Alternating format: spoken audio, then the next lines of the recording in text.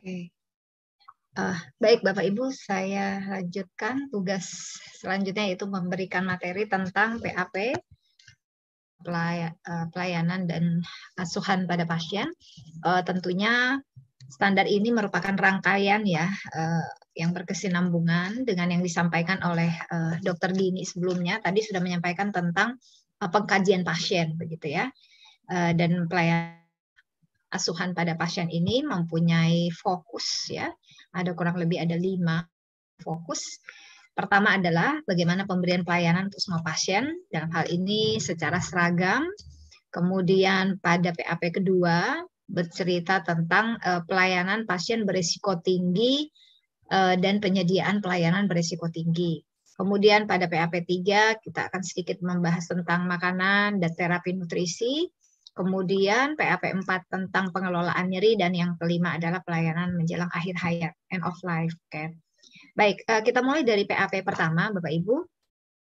Disampaikan di sini bahwa Tuhan yang diberikan kepada pasien itu harus seragam ya, kepada semua pasien yang dirawat di rumah sakit kita dengan peraturan perundang-undangan yang berlaku. Jadi dalam hal ini kembali lagi ada satu regulasi PAP ini ya, meliputi poin A sampai E tadi ya, yang ada 5 pada dan asuhan yang diberikan harus seragam. Apa yang dimaksud dengan seragam, Bapak Ibu? Pertama adalah bahwa pemberian pelayanan tidak tergantung pada kemampuan pasien untuk membayar atau sumber pembayaran. Tidak tergantung pada ability to pay dari pasien. Yang kedua adalah pelayanan yang diberikan oleh PPA yang kompeten tidak tergantung pada hari atau jam. Jadi rumah sakit ya bukanya 24 jam setiap hari. Jadi jangan sampai misalnya bukanya kalau libur kita tutup misalnya ya, untuk pelayanan yang seperti ya IGD pasti 24 jam ya, kecuali mungkin kalau ada perkantoran dan mungkin ada poli yang mungkin tutup, tapi sebisa mungkin pelayanan-pelayanan seperti yang IGD dan sebagainya itu dibuka 24 jam. Kemudian kondisi pasien itu akan menentukan sumber daya apa yang akan dialokasikan ya oleh rumah sakit untuk memenuhi kebutuhannya, dan harus memberikan asuhan yang sama di sebuah unit pelayanan di rumah, tidak membedakan juga kelasnya dan sebagainya, dan pemberian asuhan keperawatan yang sama ya. Di sini Bapak Ibu, apakah itu dirawat di ruangan tidak tergantung kelasnya, tidak tergantung ruangan dewasa anak, itu harus sama. Kemudian pada PAP 1.1 pelayanan harus terintegrasi dan terkoordinasi. Ya, jadi ada 5 EP di sini. Pelayanan asuhan terintegrasi dan terkoordinasi ada dalam pemberian instruksi. Bapak Ibu nanti dijelaskan lebih detail apa yang dimaksud dengan pemberian instruksi di sini oleh PPA yang kompeten, dan bagaimana tata cara pemberian instruksinya. Untuk pemeriksaan laboratorium dan radiologi, diagnostik imaging harus ada indikasi klinis jika meminta hasil ya, yaitu interpretasinya. Kemudian untuk prosedur atau tindakan yang telah dilakukan harus jelas instruksi, alasan kenapa dilakukannya, dan hasilnya harus terdokumentasi. Jangan sampai pasien dilakukan satu tindakan, tetapi ketika kita mencari atau kita telusur ini atas instruksi siapa, itu tidak tercatat di dalam rekam medik. Jadi harus ada semua itu yang tercantum di dalam rekam medik. Kemudian untuk pasien yang mendapatkan suatu tindakan invasif atau yang beresiko yang dilakukan di rawat jalan, apakah itu dari dalam rumah sakit maupun rujukan, itu wajib dilakukan pengkajian ya, dan di medik. Bapak Ibu tadi dikatakan bahwa cukup satu regulasi, tetapi di dalam regulasi tersebut kita harus bercerita tentang instruksi, Bapak Ibu. Pertama adalah instruksi harus tertulis. Tadi sudah disampaikan ya beberapa hal yang wajib tertulis, seperti kalau ada tindakan berarti harus tertulis siapa yang memberikan tindakan tersebut, kemudian alasannya apa dilakukan tindakan, dan hasilnya apa, itu harus tertulis. Ada mekanisme tertentu di mana instruksi bisa dilakukan tadi ya per telepon atau verbal ya, ketika dokter itu tidak berada di lokasi atau kita boleh instruksi tidak tertulis. Jadi misalnya kemarin kita sudah sama-sama membahas pelaporan kepada dokter, kita menggunakan teknik SBAR, ya, boleh kita melakukan. Artinya bisa dilakukan ketika dokter tidak berada di tempat atau dalam situasi darurat. Tetapi ketika dokter itu berada di rumah sakit, maka tidak diizinkan untuk bertelepon. Jadi harus ditulis seperti itu. Yang kedua adalah instruksi verbal atau lisan diizinkan pada situasi di mana dokter yang memberi instruksi itu sedang dalam melakukan suatu tindakan atau prosedur steril, misalnya di kamar operasi. Beberapa instruksi yang dokter melakukan secara lisan, tidak menulis, karena dia sedang dalam kondisi steril, itu diizinkan. Ya, jadi kondisi-kondisi ini yang perlu dipahami, mana yang boleh tertulis, mana yang harus tertulis, dan yang mana yang boleh verbal atau melalui telepon. Ya. Tadi terkait pemeriksaan penunjang, laboratorium, ya, atau imaging, termasuk PA dan seterusnya, itu disertai dengan indikasi klinis. Pengecualian daerah emergency, IGD, atau di intensive care. Siapa yang diberi kewenangan memberikan instruksi dan perintah harus ada tercatat di dalam rekam medik, baik yang masih manual maupun yang sudah elektronik rekam medik. Oke, Bapak Ibu, sekarang kita akan berbicara tentang rencana asuhan. Tadi Dokter Dini sudah menyampaikan bahwa ketika pasien masuk rawat inap, maka dia dilakukan pengkajian awal dengan tadi sudah ada isi minimalnya apa saja dan harus selesai dalam waktu 1 kali 24 jam sejak pasien masuk di ruang rawat.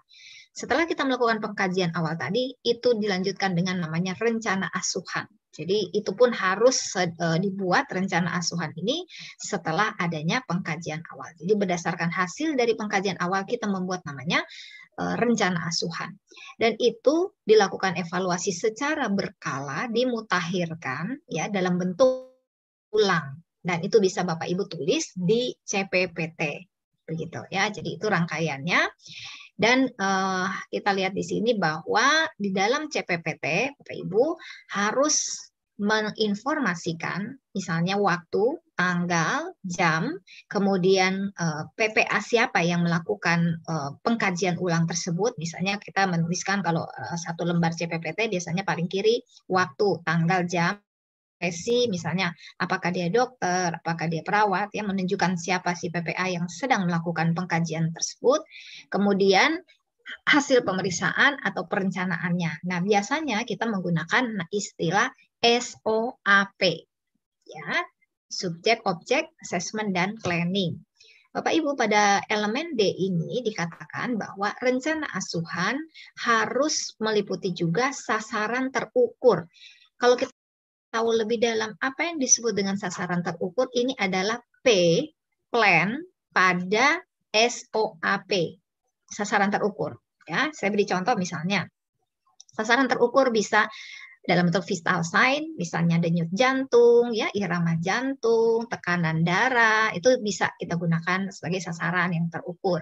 Kemudian misalnya kalau pasien yang dirawat, kemudian kita sebelum dia pulang, kita harus wajib menjelaskan dan rencana kita sampai dia bisa misalnya menyuntik insulin, misalnya sendiri, mandiri, itu juga terukur. Atau nanti sampai kita pasien dirawat dan dia bisa berjalan dengan walker, itu juga bisa menjadi sasaran yang terukur, measurable. Jadi kalau kita mencoba membuat suatu SOAP, P-nya harus terukur. Contoh, subjek pasien mengeluh sakit kepala. Objek kita periksa ternyata tekanan darah 100/100. Assessment pasiennya dengan hipertensi. Apa planning? Planning kita harus sasaran yang terukur. Planning kita adalah menurunkan tekanan darah tadi 200/100 menjadi berapa tekanan darah yang kita inginkan. Misalnya kita ingin menjadi normal 120/80, itu terukur. Ya, jadi itu ditulis di plan. Jadi di plan itu tidak menuliskan instruksi, tetapi plan atau sasaran yang terukur. Jadi Bapak Ibu nanti di CPPT menulisnya adalah SOAP tambah dengan I. I itu adalah instruksi. Jadi berbeda antara planning dengan instruksi. Tadi Bapak Ibu ingin menurunkan tensi menjadi 120/80, maka instruksinya misalnya memberikan obat antihipertensi atau apapun itu. Seperti itu Bapak Ibu ya. Kemudian setelah instruksi di ujung paling kanan adalah Bapak Ibu ada namanya verifikasi harian oleh DPJP, di mana DPJP harus memeriksa semua asuhan yang diberikan oleh para PPA yang lain dan diberikan suatu verifikasi dengan memberikan parafnya, ya. Kemudian Bapak Ibu kita masuk pada PAP yang kedua. Di sini akan bercerita terkait dengan ada dua, pasien berisiko tinggi dan pelayanan yang berisiko tinggi. Jadi di sini salah satunya adalah si pasiennya berisiko tinggi, di sisi lain ada juga pelayanannya yang berisiko tinggi. Tentunya kita akan memberikan pelayanan sesuai kemampuan sumber daya dan sarana prasarana yang dimiliki oleh rumah sakit. Maka pimpinan akan mengidentifikasi ya pelayanan dan pasien berisiko tinggi apa saja yang ada di rumah sakit, meliputi, mohon maaf saya juga tadi baru baca, harusnya itu kalau dimaksud dan tujuan itu ada A sampai N ya Bapak Ibu, jadi tidak hanya sampai A sampai C, ya ada A sampai N. Ini harus diidentifikasi dari A sampai N tersebut, yang mana yang ada di rumah sakit, itu harus dimasukkan dalam kebijakan. Mungkin kita tidak sampai A sampai N, kita mungkin cuma A sampai D atau A sampai F. Ya, silahkan aja Bapak Ibu nanti melihat sesuai dengan sumber daya dan kemampuan ya. Kemudian pemberian pelayanan pada pasien berisiko tinggi dan pelayanan berisiko tinggi itu diidentifikasi berdasarkan populasi. Apa yang disebut dengan berdasarkan populasi? Yaitu kita bagi pasien anak, pasien dewasa, geriatri. Dan yang ketiga, rumah sakit akan mengidentifikasi apa saja resiko tambahan yang ada dapat mempengaruhi pelayanan berisiko tinggi tadi. Nah, apa yang disebut dengan A sampai N, ya ini Bapak Ibu ada di maksud dan tujuan ya. Jadi rumah sakit mengidentifikasi dari A sampai N ini, apakah kita melakukan pelayanan ini, misalnya gitu ya. Misalnya kita tidak memberikan pelayanan ya ini kita hampir semua ada sih ya, emergency, pasien koma ya dengan alat bantuan hidup ya, pasien-pasien lainnya seperti jantung, apalagi hipertensi ya, stroke, diabetes, pasien dengan resiko bunuh diri, pasien dengan penyakit menular dan yang berpotensi menyebabkan KLB. Kemudian mungkin Bapak Ibu tidak melayani pasien dengan imunosupresi ya, jadi nggak apa-apa. Silakan sesuai kemampuan. Misalnya tidak ada pelayanan HD juga tidak apa-apa. Jadi Bapak Ibu hanya mengidentifikasi saja dari A sampai N ini pelayanannya apa saja yang ada dan bisa diberikan oleh rumah sakit Bapak Ibu. Ya, misalnya tidak melakukan kemoterapi ya dan sebagainya. Setelah Bapak Ibu sudah mengidentifikasi pasien berisiko tinggi dan pelayanan yang berisiko tinggi tersebut, maka kemudian misalnya semuanya ada A sampai N, maka Bapak Ibu harus membuat ya menerapkan pelayanan tersebut meliputi A sampai F ini. Pertama apa? Rencana asuhannya bagaimana? Misalnya pada pasien dengan restrain atau pada pasien dengan pada pasien dengan HD tadi ya sesuai dengan yang ada pada slide sebelumnya. Kemudian integrasi, pemberian inform consent. Gitu. Jadi pelayanan tadi pastikan bahwa di situ ada inform consent. Bagaimana observasi?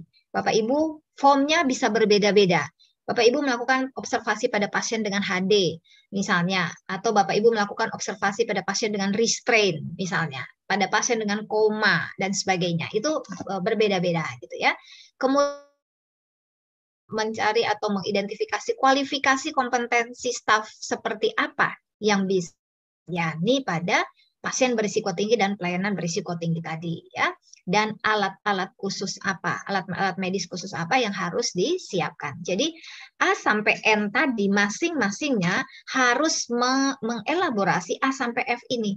Misalnya koma, dia harus lihat koma bagaimana, pasien koma rencana asuhan bagaimana, terintegrasi gimana, inform consent-nya harus seperti apa, bagaimana mengobservasi, form observasinya, staf yang akan melayani atau apa namanya bertugas untuk melayani pasien koma seperti apa, peralatan medis seperti apa, seperti itu Bapak Ibu. Dan sesuai populasi tadi, pasien anak seperti apa, pasien geriatri dan pasien dewasa ya.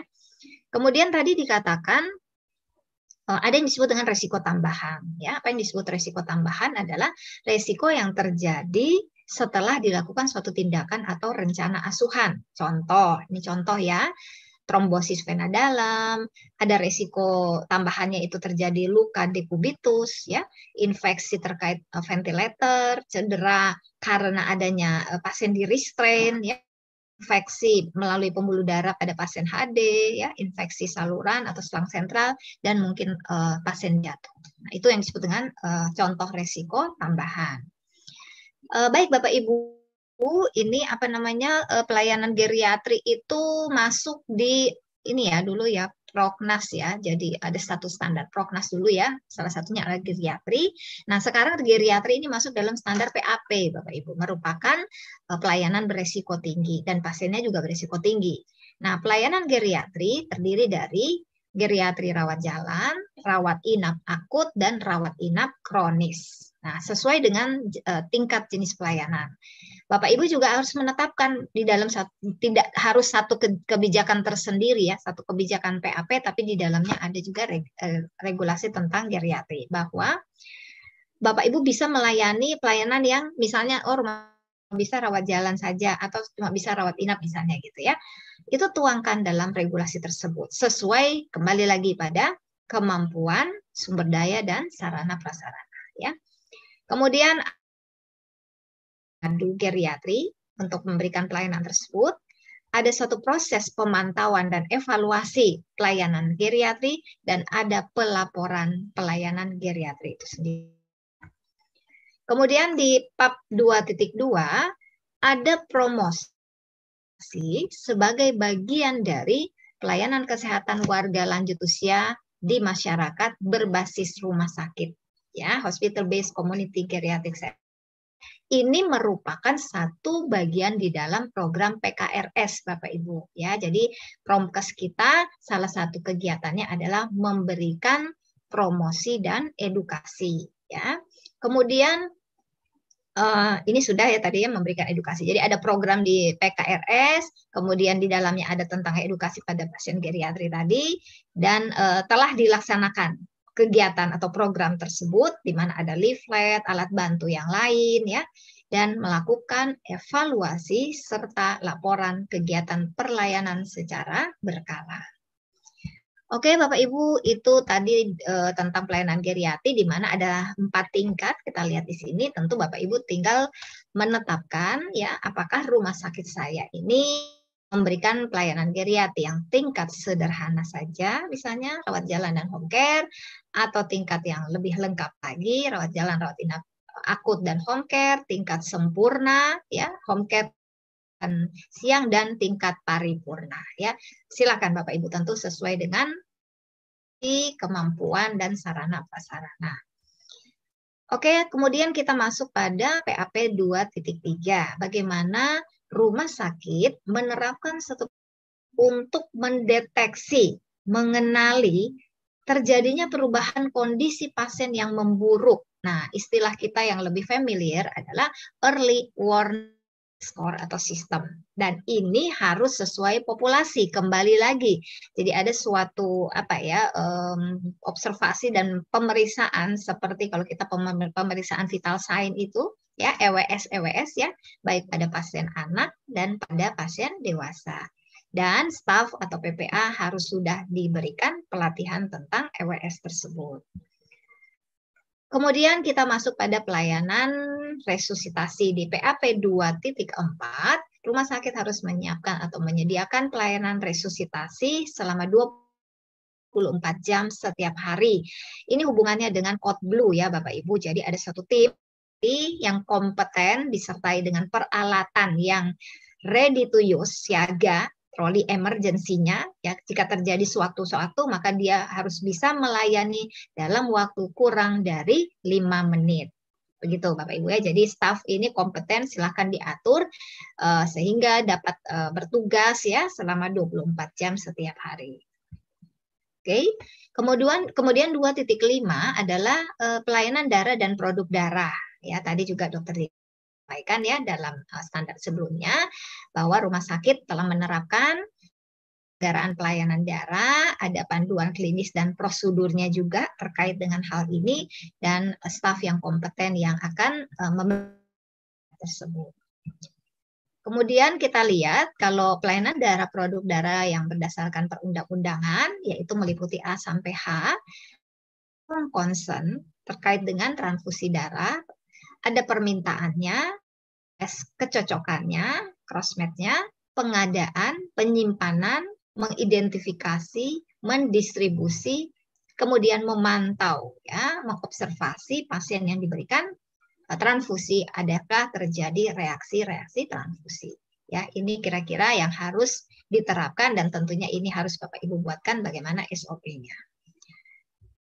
Ada PAP yang ketiga. Di sini kita akan berbicara terapi nutrisi. Kalau tadi Dokter Dini ada assessment gizi atau assessment nutrisi, ya. Nah, sekarang ini adalah lebih kepada asuhan atau pemberian terapi nutrisi yang terintegrasi dan berdasarkan pengkajian yang resiko nutrisinya, ya. Tentunya pasien bisa memilih ya makanan, jadi rumah sakit menyiapkan pemilihan makanan, terapi nutrisi yang sesuai ya kepada pasien. Kemudian ada instruksi pemberian makanan tercatat di dalam rekam medis ya status gizinya.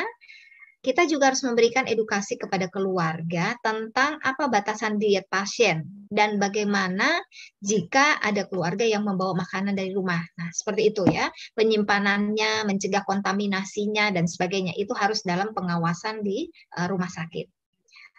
Bukti pemberian terapi gizi yang terintegrasi itu juga pada pasien berisiko gizi bisa terlihat di dalam rekam medis ya, mulai dari asesmen gizinya, asesmen ulangnya, rencana asuhan gizinya ya.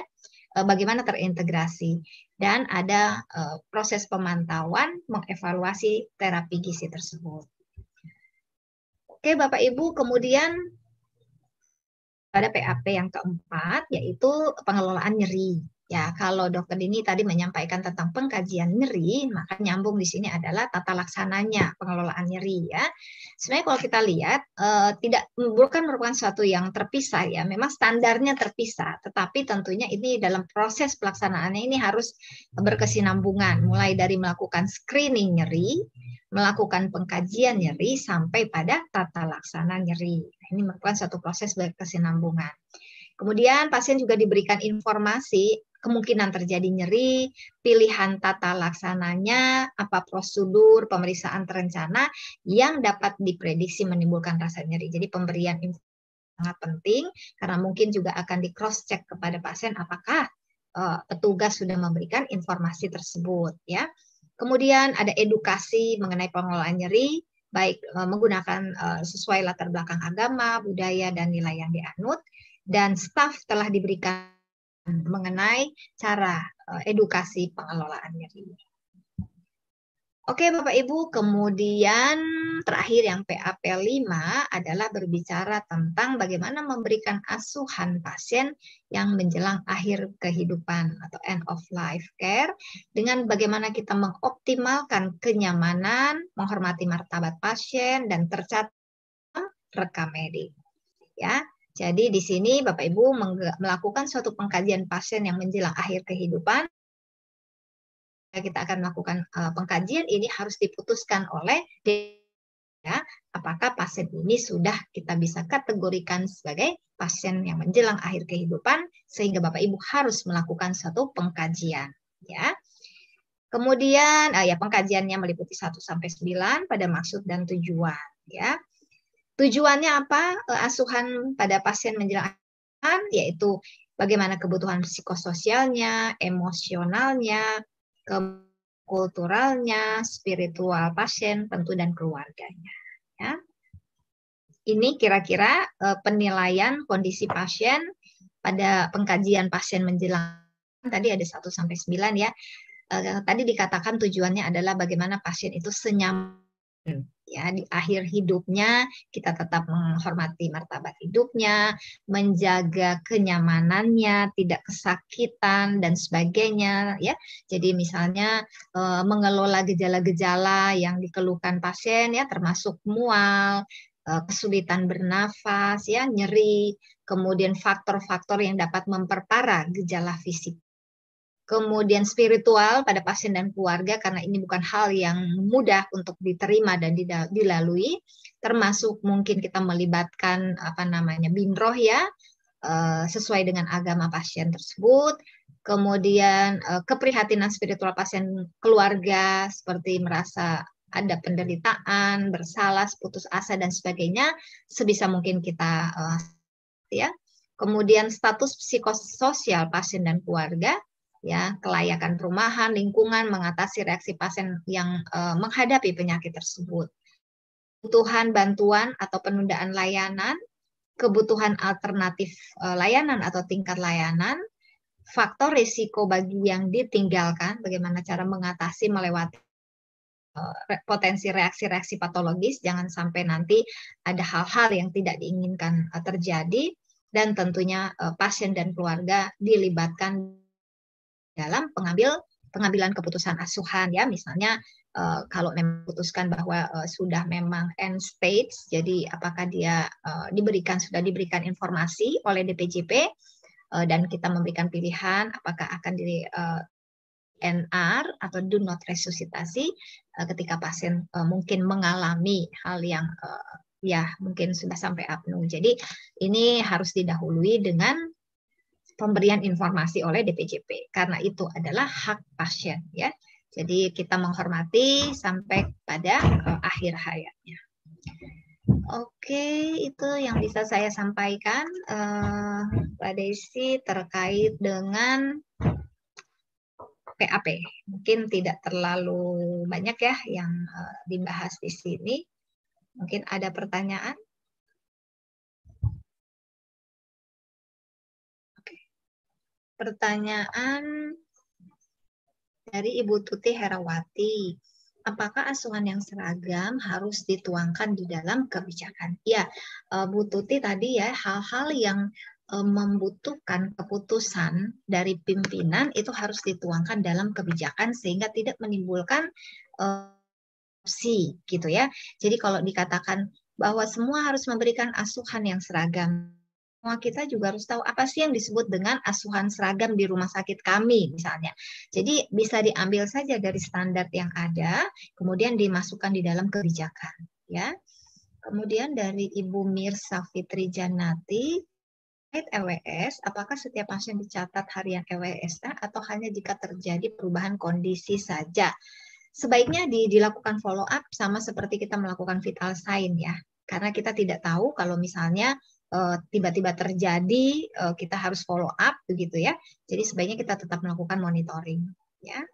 Kemudian Putus Wartini, siapa yang boleh memberikan pelatihan atau in-house training EWS? Apa ada syarat kompetensinya?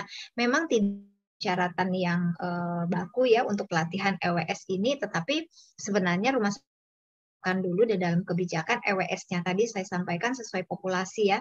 Kalau EWS untuk pasien dewasa tentu berbeda dengan EWS pada pasien bayi atau pasien anak. Nah, silakan ditentukan di dalam rumah sakit tersebut siapa yang berkompeten untuk memberikan pelatihan kepada staf terkait dengan EWS tersebut. Ya. Kemudian dari Nas Aprianti, di rumah sakit kami ahli gizi cuma ada 1 orang. Untuk asuhan gizi tidak mungkin dilakukan untuk semua pasien. Apakah boleh dibuat SK direktur yang mendapatkan asuhan gizi hanya pasien dengan diagnosa tertentu? Bu Aprianti, tadi disampaikan Dokter Dini kan pasien dilakukan kemudian ada scoringnya, apakah dia ada resiko gizi yang berat dan sebagainya ya. Selama gizinya artinya tidak mengarah kepada pasien dengan beresiko gizi terganggu atau harus diberikan nutrisi, mungkin kita bisa hanya sekedar untuk jadi screening dan kita pantau tidak sampai seperti pasien yang resikonya lebih berat begitu ya, jadi ada malnutrisi dan sebagainya. Tetapi asuhan gizi harus kita lakukan ya. Cuman mungkin ada skala prioritas karena kan dilakukan sama seperti scoring untuk asesmen nyeri ya, asesmen jatuh juga itu ada scoringnya ya. Jadi intervensi tentu dilakukan hanya untuk yang beresiko tinggi. Kemudian dari Ibu Monica, bolehkah brosur leaflet undangan dibuat digital harus dicetak? Bagaimana nanti membuktikannya ke surveyor terkait file-file? Bu Monika, brosur dan leaflet ini mungkin kan diberikan untuk pasien kita ya atau pengunjung, tergantung siapa yang akan kita berikan gitu ya. Sejauh mana akses dari pasien buat brosur leaflet itu dalam bentuk digital. Nah, makanya tergantung ini kepada siapa nih dibuatnya, apakah kepada pasien, keluarga, atau gitu ya, karena akses mungkin tidak semua bisa melihat secara digital. Jadi tergantung pada siapa yang akan kita berikan ya. Kemudian yang berikutnya adalah untuk PAP 4 ada maksudnya elemen kali ya, seluruh staf dilatih untuk edukasi nyeri. Apakah semua saraf, maksudnya semua saraf staf kali ya, termasuk CS, Satpam, atau hanya PPA saja? Bisakah digabungkan dengan pelatihan edukasi yang lain? Apa namanya, ini pertanyaan masih sama ya dari Nas Aprianti ya. Jadi ya tentunya untuk apa namanya edukasi nyeri tadi ya. Jadi kita harus edukasi nyeri tentang pengelolaan kan ya. Kalau namanya pengelolaan nyeri ya yang memberikan pengelolaan tentunya adalah para PPA gitu ya. Kemudian apakah bisa digabungkan dengan pelatihan edukasi yang lain ya.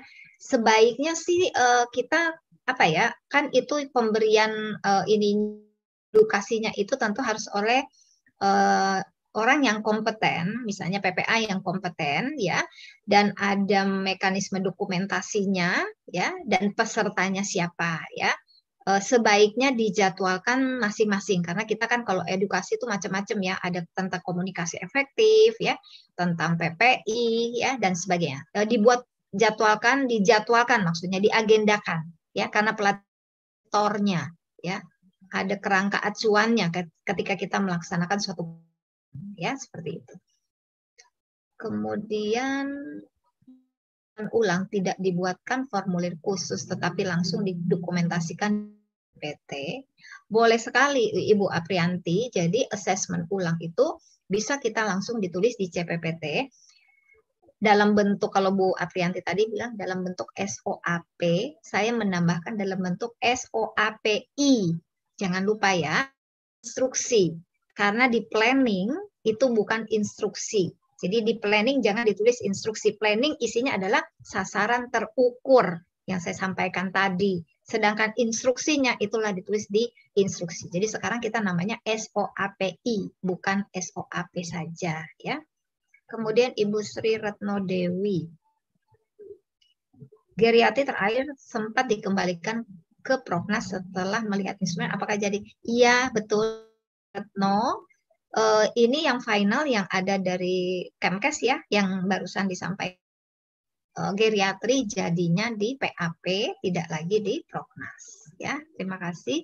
Kemudian dari Ibu Asita Kirana, Parawita Dokter ya, kualifikasi MPP ini apa mutlak atau dapat disesuaikan? Sebisa mungkin dipenuhi ya, karena kan tidak semua bisa menjadi seorang MPP tadi ya, paling tidak dia punya pengalaman, jadi bukan yang fresh graduate yang baru atau ini terus dia sudah kita angkat MPP, paling tidak dia punya pengalaman ya. Kemudian dari Ibu Norma Mariana, di PAP 2.1 tentang pelayanan geriatri bagi rumah sakit yang belum memiliki pelayanan khusus, bagaimana bentuk elemennya? Tadi kan di dalam kebijakan Ibu Norma harus ditentukan apakah rumah sakit Ibu Norma hanya melayani yang bawah, misalnya hanya rawat jalan saja, tidak ada rawat inap, seperti itu. Jadi berarti sarana dan prasarana juga hanya menunjang misalnya untuk pemeriksaan rawat jalan. Ya sudah, dalam programnya nanti disesuaikan dengan kondisi tadi ya, dan sarana prasarana yang ada di rumah sakit. Oke, itu ya Mbak Desi ya. Ya, sudah dokter, sudah habis pertanyaannya. Ya. Terima kasih Dokter Arjati atas materinya. Ya, terima kasih Mbak Desi, Ya. lanjut Dokter Dini, Bapak Ibu semua, terima kasih karena mungkin sebentar saya akan mohon pamit. Selamat melanjutkan Dokter Dini, tetap semangat. Saya dan mungkin terima kasih. Assalamualaikum warahmatullahi wabarakatuh.